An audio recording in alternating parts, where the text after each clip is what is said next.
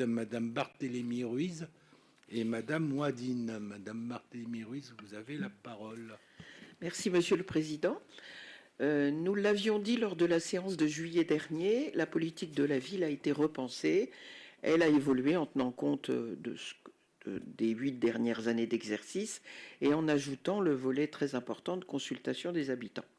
Dans les nouveaux contrats qui ont été signés, 3, un concerne l'intercommunalité Boucle Nord de Seine. Et c'est sur ce territoire que se situe Asnières, ville choisie pour votre expérimentation sur l'accompagnement du vieillissement dans les quartiers politiques de la ville. Alors bien sûr, nous ne pouvons que nous féliciter de cette attention portée au public des personnes âgées, puisque nous avions justement émis la suggestion en juillet dernier.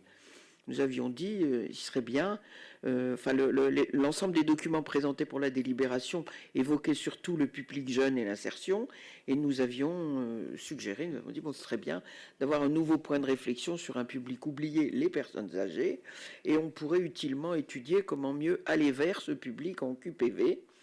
Voilà, donc nous sommes évidemment très heureux de cette délibération.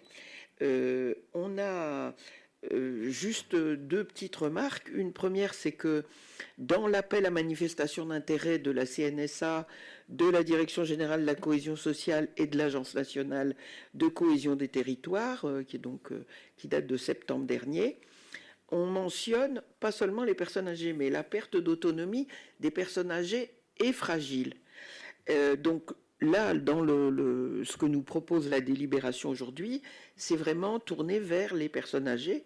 Et nous trouvons que c'est dommage qu'on n'ait pas pu inclure dans l'expérimentation des personnes en situation de handicap ou de maladie chronique et dégénérative, parce que les actions proposées, elles seraient valables aussi très bien pour ces autres catégories. Voilà, mais je pense qu'il y a des raisons qui ont fait ça, mais on aurait aimé en savoir plus.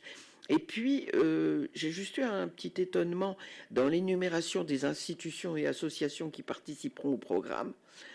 Le Secours catholique n'est pas associé, ne fait pas partie du collège des acteurs de proximité.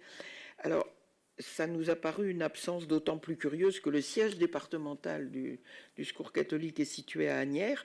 J'ai essayé de poser la question au Secours catholique, mais le responsable départemental n'était pas accessible au téléphone les 2 derniers jours.